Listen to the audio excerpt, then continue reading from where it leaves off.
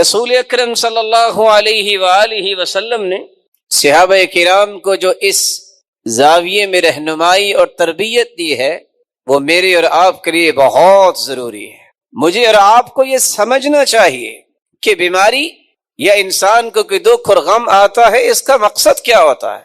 اللہ عز وجل اپنے بندوں سے اس قدر محبت کرتے ہیں کہ جو اللہ عز وجل کے دین کو ماننے والے ہیں، اللہ عز وجل انہیں تنبیہ کرتے ہیں کہ ابھی ضرورت ہے کہ تم اپنے رب کی نعمتوں کا اور شکر ادا کرو، ضرورت ہے کہ تم اللہ عز وجل کے دین کی سربلندی کے لیے اور صلاحیتیں لگاؤ۔ اس لیے اللہ عز وجل فرماتے ہیں وَلَنَبْلُوَنَّكُمْ بِشَيْءٍ مِّنَ الْخَوْفِ وَالْجُوعِ وَنَقْصٍ مِّنَ الْأَمْوَالِ وَالْأَنفُسِ وَالثَّمَرَاتِ وَبَشِّرِ الصَّابِرِينَ۔ ہم تمہیں آزمائیں گے، کبھی خوف دے کر، کبھی بھوک دے کر، کبھی تمہارے مال و دولت میں کمی کر کے، کبھی تمہاری افرادی قوت میں کمی کر کے، کبھی پھلوں میں کمی کر کے، لیکن یہ ایک آزمائش ہی ہوگی۔ وہاں خوشخبری بھی سنا دی جو ان ساری آزمائشوں کے باوجود بہادری کے ساتھ، خاموشی کے ساتھ وہ وقت گزارتا ہے، اللہ عز و جلال نے اس کے لیے بہت ساری خوشخبریاں رکھی۔ وَبَلَوْنَاهُمْ بِالْحَسَنَاتِ وَالسَّيِّئَاتِ لَعَلَّهُمْ يَرْجِعُونَ۔ اللہ عز و جلال فرماتے ہم نیکیوں کے ساتھ بھی آزماتے ہیں، برائیوں کے ساتھ بھی، اور مقصد کیا ہوتا ہے؟ پلٹ آؤ، آ جاؤ پلٹ کے اپنے رب کی طرف۔ رسول اکرم صلی اللہ علیہ وآلہ وسلم نے ایک دوسرا سبب بھی بیان کیا ہے، یہ حکمت اور مقصد ہے۔ ما يصيب المسلم من نصب ولا وصب ولا هم ولا حزن ولا اذى ولا غم حتى الشوكة يشاكها الا كفر الله بها من خطاياه ولا سقم۔ انسان کو کوئی بھی بیماری لاحق ہو، غم لاحق ہو، فکر لاحق ہو، کوئی تکلیف پہنچے یا اس کے پاؤں میں کانٹا چھپ جائے، اگر اس پر بھی صبر کرتا ہے تو رب تعالیٰ اس کے گناہوں کا اس بیماری اور تکلیف کو کفارہ بنا دیتے۔ رسول اللہ صلی اللہ علیہ وآلہ وسلم نے ایک تیسری حکمت بیان کی ہے، سنن نبی داود کی روایت ہے، ان العبد اذا سبقت له من اللہ المنزلہ لم يبلغها بعمله ابتلاه الله في جسده او في ماله او في ولده ثم صبره على ذلك حتى يبلغه المنزلة التي سبقت له من الله سبحانه وتعالى۔ اللہ عز وجل جب اپنے کسی بھی بندے کو ایک بلند مقام عطا کرنا چاہتے ہیں، اور اللہ نے لکھ دیا کہ اس کو بلند مقام نصیب ہوگا، ثم لم يبلغها بعمله، لیکن اس کے عمل میں کوتاہی ہوتی ہے، اتنے اعمال نہیں کرتا جتنے اعمال اسے کرنے چاہیے، ابتلاہ اللہ فی جسدی او فی مالی او فی ولدی۔ تو تین طرح کی آزمائشیں اللہ عز و جلال دیتے ہیں۔ اس کے جسم میں کوئی پریشانی آ جاتی ہے، اس کو مالی پریشانی کا سامنا ہوتا ہے، اس کو اولاد کی پریشانی کا سامنا ہوتا ہے، ثم صبرہ علی ذلک، اس کو کوئی معمولی سی بیماری بھی آئے اس پہ بھی وہ صبر کرتا ہے، مالی پریشانی آئے اس پہ بھی صبر کرتا ہے، اور اپنی اولاد کی پریشانی پر بھی صبر کی توفیق اللہ عز و جلال اسے عطا کرتے ہیں۔ کب تک؟ حتی یبلغہ المنزلہ التي سبقت له من اللہ سبحانہ وتعالی، یہاں تک کہ اللہ عز و جلال اس بلند درجے اور مقام تک اسے پہنچا دیتے ہیں اس صبر کی وجہ سے۔ یہاں یہ دوسری بات بھی سمجھنا ضروری ہے، جہاں اللہ عز و جلال نے کسی بھی بیماری میں حکمتیں رکھی ہیں، وہاں مومن کی بیماری کے ایک نہیں دسیوں فوائد ہیں۔ سب سے پہلا فائدہ یہ ہے من یرید اللہ بہ خیرا یصب منہ، صحیح بخاری کی روایت ہے، اللہ عز و جلال جب کسی کے ساتھ خیر اور بھلائی کا ارادہ کرتے ہیں تو اسے کسی آزمائش میں مبتلا کرتے ہیں۔ بندہ مومن جس کو اللہ نے ایمان کی دولت سے نوازا ہوتا ہے، وہ اللہ کے ہر فیصلے کو اپنی عقل سے زیادہ پیار کرتا ہے۔ دیکھیے سعد رضی اللہ تعالی عنہ، جن کی دعا کو اللہ عز و جل رد نہیں کرتے تھے، جب آخری عمر میں ان کی آنکھیں، ان کی روشنی ختم ہو گئی تو لوگ کہتے تھے دعا کرو، وہ کہتے تھے قدر اللہ خیر من بصری، میرے رب کا فیصلہ مجھے میری آنکھوں سے زیادہ اچھا لگتا ہے۔ رسول اللہ صلی اللہ علیہ وآلہ وسلم نے اس لیے فرمایا کہ جب انسان کے ساتھ اللہ ذو الجلال خیر اور بھلائی کا ارادہ کرتے ہیں تو پھر اسے کوئی چھوٹی آزمائش میں مبتلا کرتے ہیں، اور یہ اللہ ذو الجلال کی محبت کا ایک اظہار ہے کہ اللہ ذو الجلال اس سے پیار کرتے ہیں اور اسے اپنے اور قریب کرنا چاہتے ہیں۔ اللہ ذو الجلال کی محبت کی نشانی ہے، ان اللہ اذا احب قوما ابتلاهم، اللہ جس قوم سے محبت کرتے ہیں انہیں آزماتے ہیں۔ فمن صبر فله الصبر ومن جزع فله الجزع، جو صبر کرتا ہے اسے صبر کے ثمرات نصیب ہوں گے، اور جو رونا دھونا کرتا ہے، جزا فضا کرتا ہے، اس کے حصے میں صرف رونا دھونا ہی آتا ہے۔ علماء امت کا کہنا ہے کس شخص، کس قوم کو اللہ ذو الجلال کسی بیماری مصیبت میں ڈالتے ہیں اور محبت کی نشانی ہوتی، جس کی 3 بنیادیں ہیں، توحید جس کی خالص ہو، الذین آمنوا ولم يلبسوا ایمانهم بظلم اولئک لهم الامن وهم مهتدون، وہ اللہ ذو الجلال کے پیغمبر کو اپنا آئیڈیل سمجھے، لقد كان لكم في رسول الله اسوة حسنہ، وہ دین اسلام کو ایک کامل دستور سمجھنے والا ہو، ان الدین عند اللہ الاسلام، تو جس کی اللہ ذو الجلال نے توحید کو خالص رکھا ہو، جس نے اپنا آئیڈیل رول ماڈل محمد مصطفیٰ کو بنایا ہو، جو اسلام کو اپنے لیے مکمل اور کامل دستور سمجھتا ہو اور عمل کرتا ہو، ایسے انسان کی دکھ اور بیماری کو اللہ ذو الجلال نعمت بناتے ہیں۔ مت سمجھیے گا کہ اگر کافر بیمار ہو تو یہ بھی اللہ کی محبت کی نشانی ہے، نہیں، یہ صرف ان لوگوں کے لیے ہے جن کو اللہ ذو الجلال نے ایمان کی دولت سے نواز رکھا ہے۔ جس طرح کافر بڑی سے بڑی نیکی کرتا ہے، اس کو اس کا قیامت کو اجر نہیں ملے گا کیونکہ وہ مومن نہیں ہے، اسی طرح کسی بھی مصیبت کا سامنا اگر کافر کو کرنا پڑتا ہے تو اس کے گناہوں کا کفارہ نہیں ہوگا کیونکہ وہ مومن نہیں ہے۔ یہ ایمان اللہ ذو الجلال نے اتنی بڑی نعمت بنائی ہے۔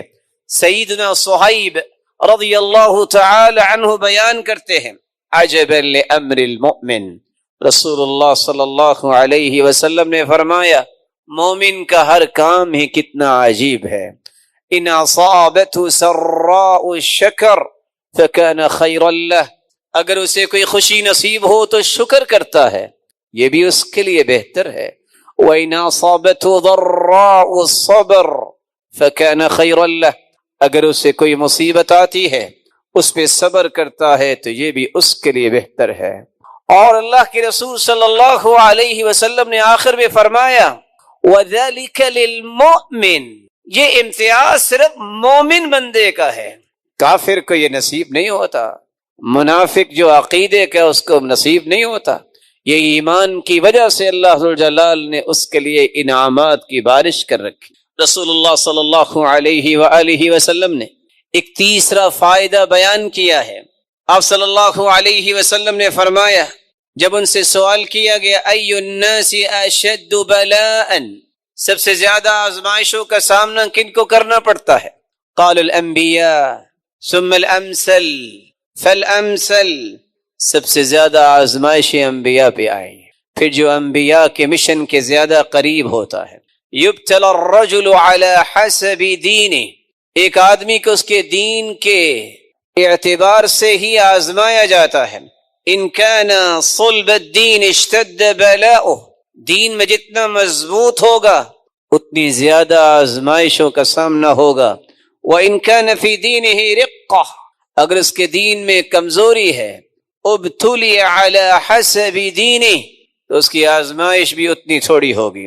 فما تبرح البلاء على الصبر حتى تدع يمشي على الارض ليس عليه خطيئة، جب کسی انسان کو کوئی مصیبت اور بیماری آتی ہے اور وہ صبر کرتا رہتا ہے، پہلا قدم زمین پہ رکھتا ہے، چلنا شروع کرتا ہے، سر سے پاؤں تک کوئی بھی گناہ باقی نہیں بچتا، لیس علیہ خطیئہ، سب گناہ اس کے معاف ہو چکے۔ رسول اللہ صلی اللہ علیہ وسلم نے ایک دوسری روایت میں فرمایا، صحیح الجامع کی روایت ہے، ان الصالحین یشدد علیہم، صالح لوگ ان پہ سختیاں تو آتی ہیں، وَإِنَّهُ لَا يُصِيبُ مُؤْمِنًا نَكْبَةً مِنْ شَوْكَةٍ فَمَا فَوْقَ ذَلِكَ إِلَّا حُطَّتْ عَنْهُ بِهَا خَطِيئَتُهُ وَرُفِعَ لَهُ بِهَا دَرَجَةٌ۔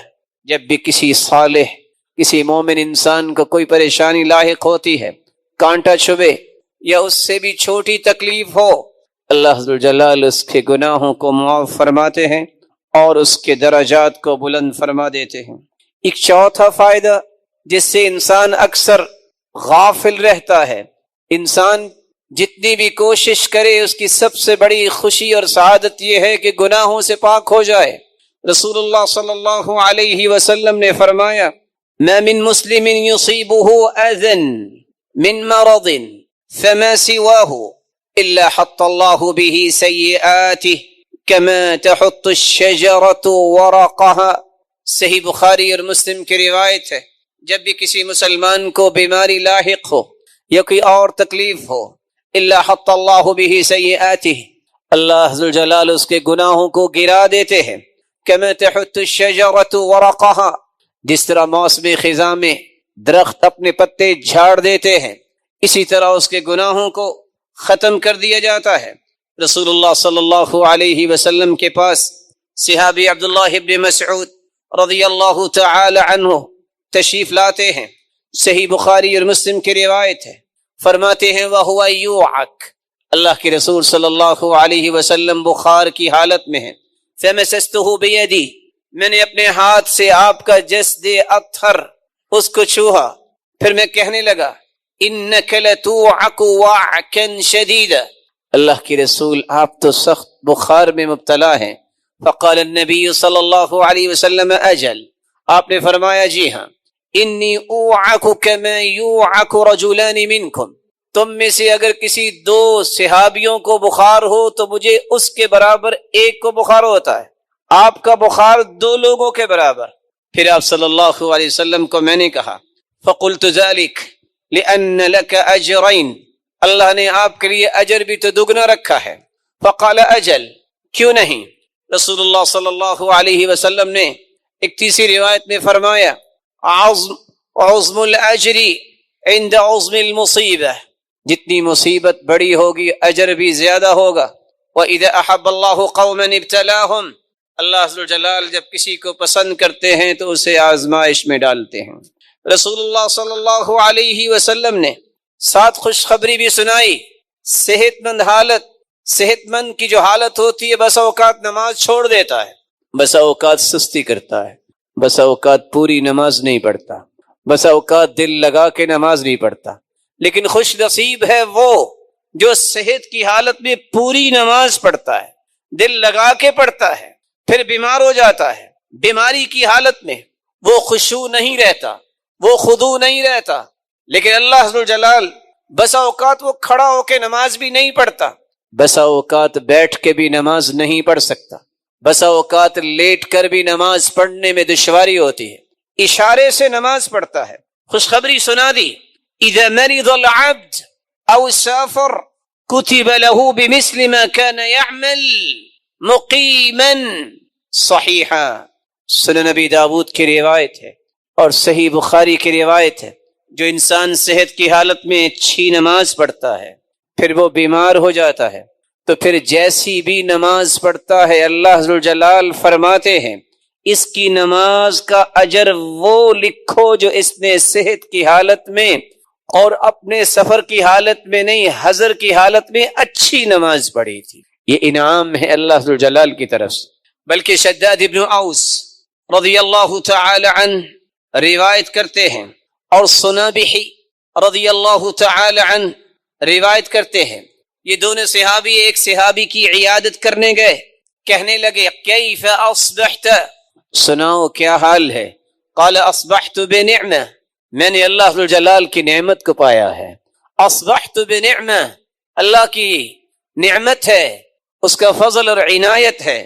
قال شداد، تو شداد صحابی بیان کرنے لگے ابشر بکفارات السیئات، خوش ہو جاؤ گناہوں کا کفارہ بن گیا، وحط الخطایا، گناہوں کی معافی کے اس مرحلے میں خوش ہو جاؤ.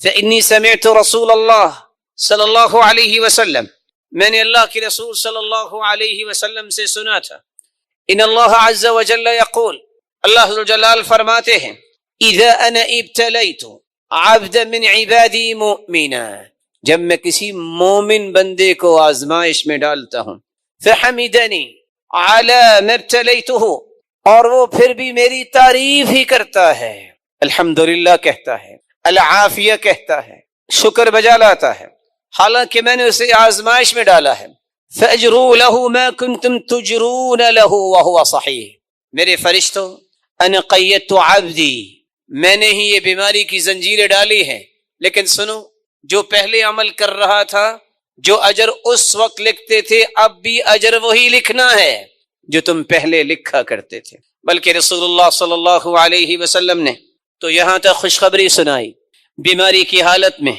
انسان کے درجات کس قدر بلند ہوتے ہیں. وَأَقِمِ الصَّلَاةَ طَرَفَيِ النَّهَارِ وَزُلَفًا مِّنَ اللَّيْلِ إِنَّ الْحَسَنَاتِ يُذْهِبْنَ السَّيِّئَاتِ ذَلِكَ ذِكْرَى لِلذَّاكِرِينَ. وَأَقِمِ الصَّلَاةَ طَرَفَيِ النَّهَارِ وَزُلَفًا مِّنَ اللَّيْلِ، صبح اور شام نماز کو قائم کرو. ہوگا کیا؟ وہ گناہ جو تم کر چکے ہو، ان الحسنات، یہ نماز دنیا جہان کی توحید کے بعد سب سے بڑی نیک. جو بندہ نماز کا پابند ہے نا، اللہ تعالیٰ اسے گرنے نہیں دے. نماز ہر اس پریشانی کا علاج ہے جس کا حل انسانی ہاتھوں میں نہیں ہے. جس کا حل انسانی ہاتھوں میں نہیں ہے، وہ حل اللہ نے نماز میں رکھ دیا ہے. میں نے بولا کیا کہا ہے؟ اب سورج گرہن ہو، چاند گرہن ہو، انسانی ہاتھوں میں کوئی حل ہے اس کا؟ فافزعوا الی الصلاۃ، اس کو بھی ٹھیک کرنا چاہتے ہو نا، سورج اور چاند کو، تمہاری زندگی کو تہوالا کر دیا جاتا ہے. جب سورج گرہن لگتا ہے اندھیرا چھا جاتا ہے، چاند ہو گرہن تو اندھیرا تو چھا جاتا ہے. کس طرح خوفناک کیفیت ہوتی ہے. فرمایا فافزعوا الی الصلاۃ، فوراً نماز کے لیے کھڑے ہو جایا کرو. یہ نماز ہی ایسی نعمت ہے جو ہر طریقوں کو روشنی میں بدل دیتی ہے. وہاں سورج گرہن بھی ختم ہو جاتا ہے، چاند گرہن بھی ختم. تو جو آسمانی آفتوں کو بھی دور کر سکتی ہے نماز، وہ دنیا کی آفتوں کو کیوں نہیں دور کر سکتی؟ ان الحسنات یذہبن السیئات ذلک ذکری للذاکرین. لیکن یاد رکھنا یہ نصیحت ان کے لیے ہے جو نصیحت لیتا ہے. ایک بات سمجھانے کے لیے، یہ 5 وقت میں اللہ تعالیٰ کیوں کہتے ہیں آجو ذرا صف بناؤ نا؟ کبھی آپ نے دیکھا ہے کہ 4 سے 6 گھنٹے کی فلائٹ جب لینڈ کرتی ہے تو فوراً 1 سے 2 سے 4 سے 10 لوگ گھوم رہے ہوتے ہیں. کوئی دیکھ رہا ہوتا ہے ٹارچ کے ساتھ اس کے پروں میں کوئی مسئلہ تو نہیں ہے، کوئی ٹائروں کو دیکھ رہا ہوتا ہے، وائی؟ اس نے دوبارہ اڑان بھرنی. اللہ ذوالجلال، انسان سو گیا، سارے کے سارے آرگن اس کے آف ہو چکے ہیں. صبح اٹھا ہے تو سب سے پہلے اس کو اپنے سامنے کھڑا کر کے چیک کرتے ہیں، کہاں کوئی کمزوری ہے تو اللہ اس کو ٹائٹ کرواتے ہیں. پھر اس نے زور تک کام کرنا ہے، پھر اس کو لاتے ہیں ادھر آؤ ورک شاپ میں آؤ، پھر اس کو ٹھیک کر کے عصر تک پھر اس کو کہتے ہیں کرو کام جو کرنا ہے، عصر کو پھر بلا لیتے ہیں. یہ 5 وقت آپ کی جسمانی، روحانی اور فکری اور عملی ہر قسم کی فٹنس کے لیے بھی ضروری ہے کہ اللہ کے سامنے آ کے کھڑے ہو جاؤ، سلام پھیرو گے. ساری کی ساری جو اس وقت وائرس آ چکا ہوگا یا اس میں کسی قسم کی پرابلم آ چکی ہوگی، یا آپ کی ڈسک کو کوئی مسئلہ ہے، یا آپ کے میموری کارڈ کو کوئی مسئلہ ہے، وہ پراپر مینٹین ہو چکا ہوگا. اپنی اڑان بھرو جہاں جانا چاہتے ہو. کاش کسی کی سمجھ آ جائے.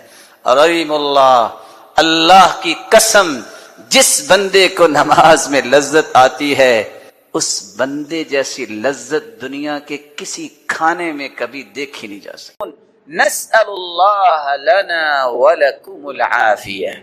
وہاں سلام کی 3 قسمیں ہیں. ایک ہے سلام تحیہ، مسلمان زندہ زندہ کو سلام کہتا ہے، اس کو سلام تحیہ کہتے ہیں، اس کا جواب دینا ضروری ہوتا ہے.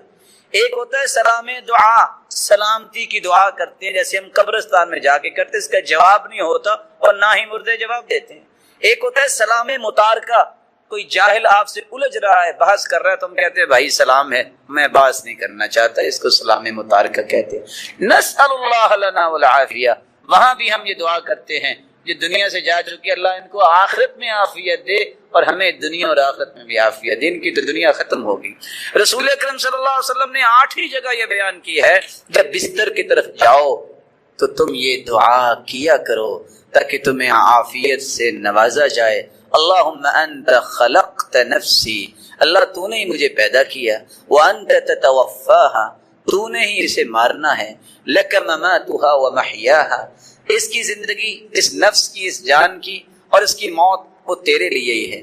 اللہم ان توفیتہا فاغفر لہا، اللہ اگر مجھے موت آ جائے سوتے وقت تو معاف کر دینا.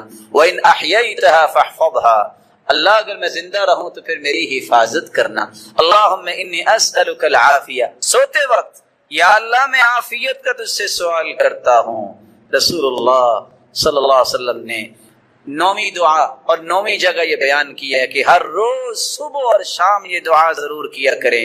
اللہم انی اسألک العافیہ، اللہ میں عافیت مانگتا ہوں تجھ سے، فی الدنیا والآخرہ، دنیا اور آخرت کی عافیت. اللہم انی اسألک العفو والعافیہ، اللہ میں معافی بھی مانگتا ہوں اور عافیت بھی مانگتا ہوں. کس میں؟ فی دینی و دنیائی، اللہ میرے دین کی بھی عافیت ہو، میری دنیا کی بھی عافیت ہو. وہ اہلی و مالی، میرے اکیلے کے نہیں، میرے اہل و عیال، میرے بچوں میں بھی عافیت دے.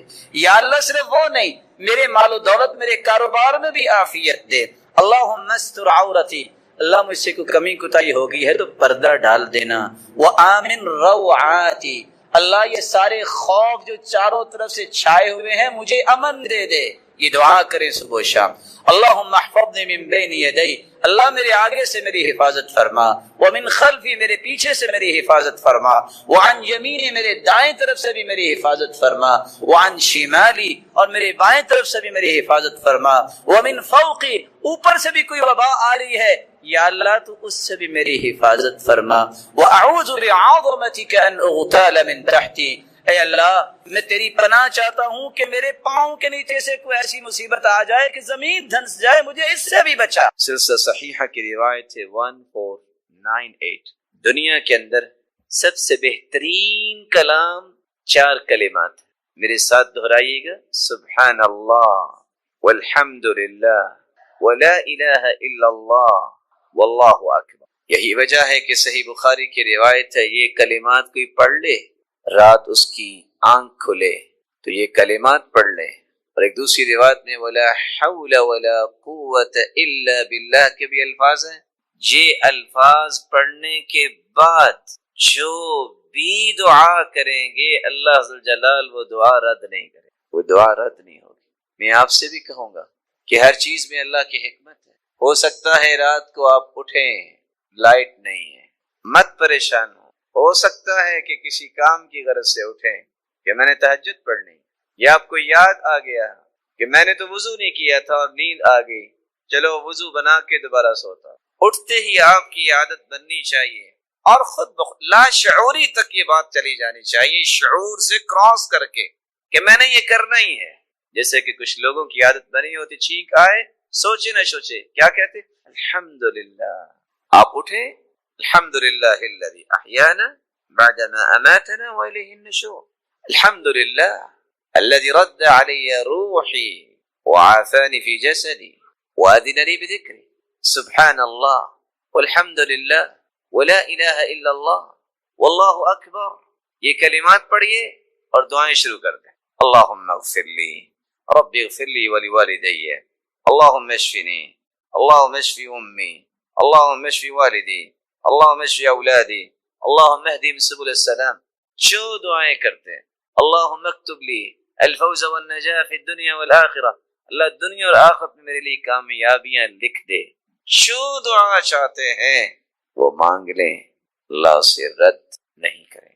رسول اللہ صلی اللہ علیہ وآلہ وسلم نے یہاں تک فرمایا کہ یہ افضل ترین کلمات ہی نہیں ہیں کیونکہ اس میں اللہ جلال کی تعریف، بلکہ یہ بے مثال عمل ہے. صحیح مسلم کی روایت 6843 سیدنا ابو ہریرہ رضی اللہ تعالی عنہ سے مروی ہے: من قال حین یصبح وحین یمسی سبحان اللہ وبحمدہ 100 مرہ، جو شخص صبح اور شام 100 مرتبہ یہ کلمات پڑھ لیتا ہے، میرے ساتھ دہرائیے گا، سبحان اللہ و بحمدہ۔ اللہ تعالیٰ کی تقسیم ہے نا کہ کچھ کلمات زبان پہ لائیں تو ابھی زبان ان کا نطق شروع نہیں کرتی کہ پورے جسم میں ایک خوشی کی لہر دوڑ جاتی، اور وہ اللہ کی تعریف، وہ اللہ کے رسول پر درود بھیجنا ہے۔ سبحان اللہ و بحمدہ 100 مرتبہ اگر کوئی کہہ دے، لم یأتی احد یوم القیامہ بأفضل مما جاء به الا احد قال مثل ما قال او زاد علیہ۔ قیامت کا دن ہوگا جب اعمال پیش ہو رہے ہوں گے تو 100 مرتبہ سبحان اللہ و بحمدہ کہنے والے کو جو اجر ملے گا، یہ صرف اس کو ہی ملے گا اس سے زیادہ اجر جس نے اس سے زیادہ پڑھا ہوگا، وگرنہ اس جیسا اجر کسی کے نصیب میں نہیں ہوگا، کیونکہ اس میں اللہ کی تعریف۔ بلکہ صحیح مسلم کی روایت ہے 6847، رسول اللہ صلی اللہ علیہ وسلم نے فرمایا، سیدنا ابو ہریرہ رضی اللہ تعالی عنہ بیان کرتے ہیں، لَأَنْ أَقُولَ سُبْحَانَ اللَّهِ، رسول اللہ صلی اللہ علیہ وسلم کا فرمان ہے، لَأَنْ أَقُولَ سُبْحَانَ اللَّهِ وَالْحَمْدُ لِلَّهِ وَلَا إِلَهَ إِلَّا اللَّهُ وَاللَّهُ أَكْبَرُ أَحَبُّ إِلَيَّ مِمَّا طَلَعَتْ عَلَيْهِ الشَّمْسُ۔ اللہ اکبر۔ دنیا اگر ساری کی ساری مجھے مل جائے، اس سے زیادہ میرے نزدیک پیاری چیز یہ ہے کہ میں یہ 4 کلمات کہہ دوں جو پوری دنیا سے بہتر ہیں، سبحان اللہ والحمد للہ ولا الہ الا اللہ واللہ اکبر۔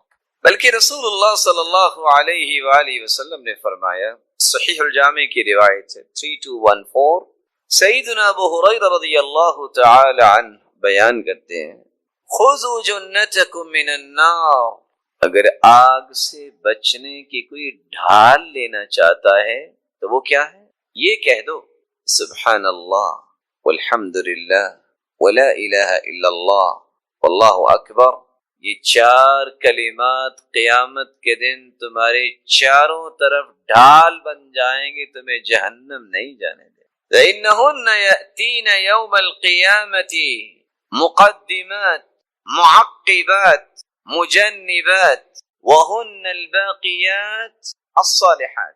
یہ قیامت کے دن انسان جب جا رہا ہوگا، یہ آگے بھی ہوں گے، پیچھے بھی ہوں گے، دائیں بھی ہوں گے، بلکہ یہی کلمات باقیات الصالحات بنیں گے، باقی رہنے والی ایسی نیکیاں جو نیکیاں انسان کو اللہ کی جنت کا مہمان بنا دے۔ رسول اللہ صلی اللہ علیہ وآلہ وسلم نے تو یہاں تک فرمایا، سیدنا ابو ہریرہ رضی اللہ تعالی عنہ سے مروی ہے، صحیح ترغیب کی روایت ہے 153، نوح علیہ الصلاۃ والسلام کی وفات کا جب وقت آیا تو انہوں نے اپنے بیٹوں کو بلا کر وصیت کی اور کہا، بیٹو آمرکما بلا الہ الا اللہ، اپنے دونوں بیٹوں سے کہتے ہیں میں تمہیں حکم دیتا ہوں کہ تم کثرت سے لا الہ الا اللہ پڑھنا، فإن السماوات والأرض وما فيهما لو وضعت في كفة الميزان ووضعت لا إله إلا الله في الكفة الأخرى كانت أرجح۔ بیٹو اگر 7 آسمان 7 زمینیں 14 کے 14 طبق ترازو کے ایک پلڑے میں رکھے جائیں اور دوسرے پلڑے میں لا الہ الا اللہ رکھ دیا جائے تو یہ توحید کا کلمہ 14 کے 14 طبق سے بھاری ہوگا۔ وَلَوْ أَنَّ السَّمَاوَاتِ وَالْأَرْضَ كَانَتَا حَلْقَةً فَوُضِعَتْ لَا إِلَهَ إِلَّا اللَّهُ عَلَيْهَا لَفَصَمَتْهَا أَوْ لَقَصَمَتْهَا وَآمُرُكُمَا بِسُبْحَانَ اللَّهِ وَبِحَمْدِهِ فَإِنَّهَا صَلَاةُ كُلِّ شَيْءٍ وَبِهَا يُرْزَقُ كُلُّ شَيْءٍ۔ میرے بیٹوں میں آپ کو ایک دوسری چیز کی نصیحت بھی کرتا ہوں کہ تم لا الہ الا اللہ کے ساتھ ایک کلمہ اور پڑھا کرو، سبحان اللہ و بحمدہ، سبحان اللہ و بحمدہ۔ اس کلمے سے کیا ہوگا؟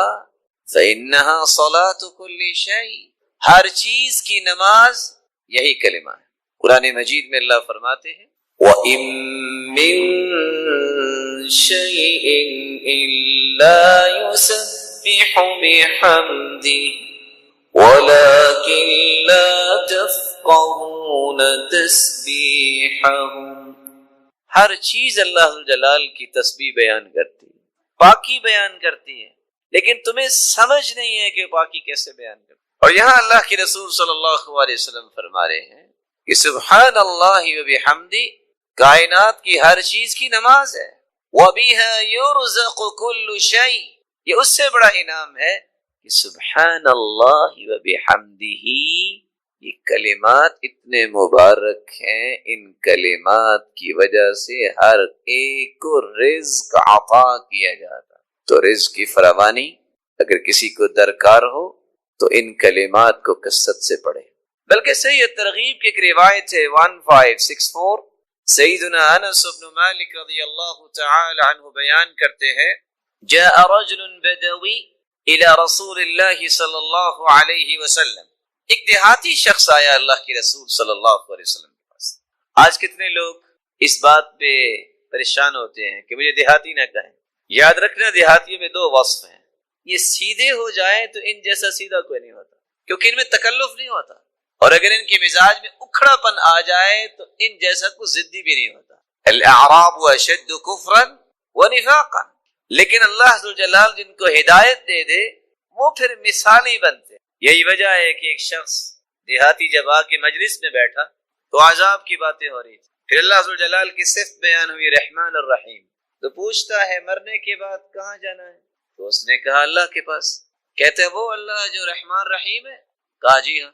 کہتے ہیں پھر خیر ہے، اس کی صفت ہے نا رحمان رحیم، وہ رحم ضرور کرے گا، بس سیدھے ہو جاؤ، اس کی بات مان لو، پریشانی والی کوئی بات نہیں۔ اگرچہ اس نے بڑی سادگی سے یہ بات کی ہے، لیکن حقیقت یہ ہے کہ اس نے ہر چیز کو بیان کر دیا۔ جاء رجل بدوی الى رسول اللہ صلی اللہ علیہ وسلم فقال یا رسول اللہ صلی اللہ علیہ وسلم علمنی خیرا، دیہاتی آ کے کہتا ہے اللہ کے رسول صلی اللہ علیہ وسلم مجھے کوئی خیر سکھا دیں، خیر کی بات سکھا دیں۔